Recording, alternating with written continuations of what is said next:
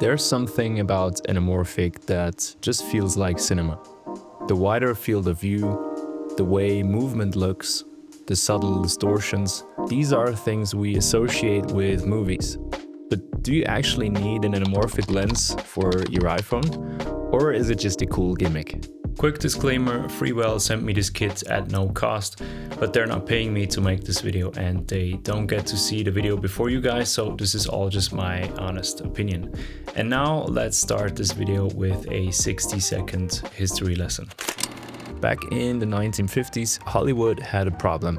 TV was keeping people at home, so they needed something to make cinema interesting again. And one thing that TV could not provide was a wide, immersive cinematic image. At the time, most films were shot on 35mm film, which had an aspect ratio of pretty close to 4:3. That made fitting a truly wide image onto film a bit of a challenge.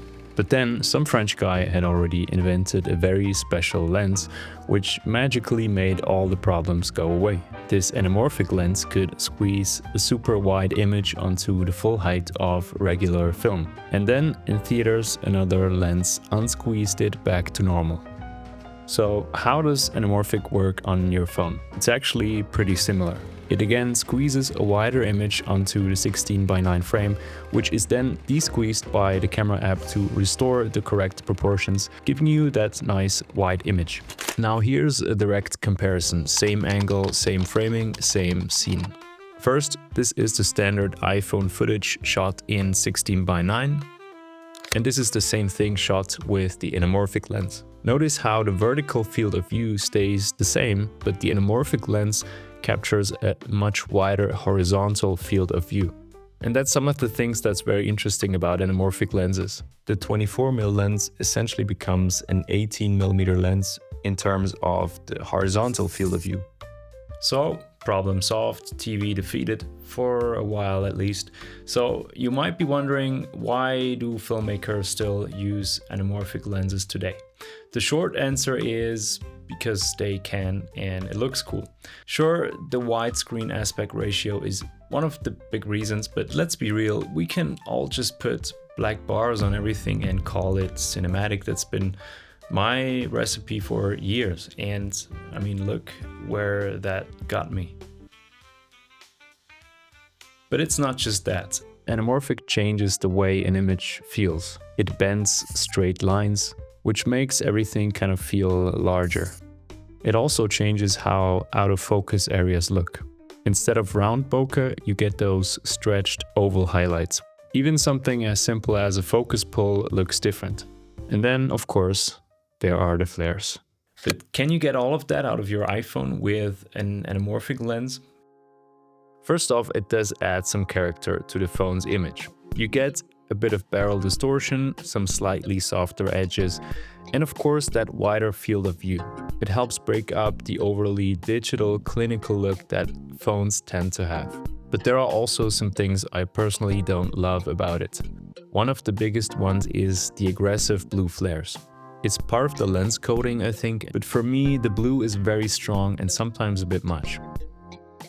Also, because phones have such small sensors, the background blur, the bokeh, is almost non-existent, and that's actually a huge part of what makes anamorphic look so cinematic on bigger cameras. Of course, that's not the fault of this lens, it's more a physical limitation of the phone. So while you do get the widescreen frame and some characteristics, you're really missing one of anamorphic's most distinctive looks. On a phone, anamorphic is a cool gimmick if you want your first experience with anamorphic lenses. But if you're serious about making your videos look more like film and less like video, the tool that makes the biggest difference, in my opinion, is not anamorphic. It's ND filters. And this is something I never shoot without. Without an ND filter, your iPhone automatically sets a high shutter speed in bright conditions, which eliminates motion blur. That's why phone footage often looks too sharp.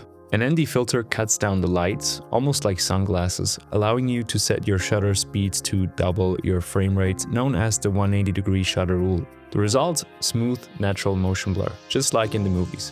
And honestly, this alone makes a bigger difference than an anamorphic lens could make.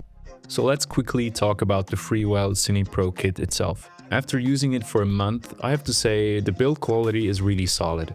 The metal construction around the camera module feels premium. That said, it is pretty heavy for everyday carry. The case is solid, but I do wish you could just remove the metal frame around the camera to make it a bit more practical. The anamorphic lens itself does what it promises. It gives you the wider field of view. But like I said earlier, the real magic of anamorphic, especially the bokeh, just isn't really noticeable on a phone. But the lens itself feels premium and very well built. The magnetic filter is actually super clever. It snaps on and off easily, which makes it really convenient when you're shooting outside.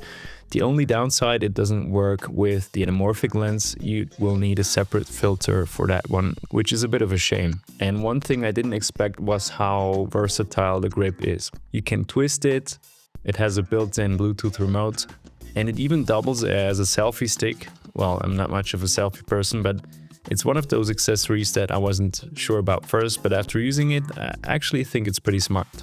And as a bonus, there is even an Arca Swiss plate at the bottom, so you can just put it on a tripod. So, do you need anamorphic lenses for your phone?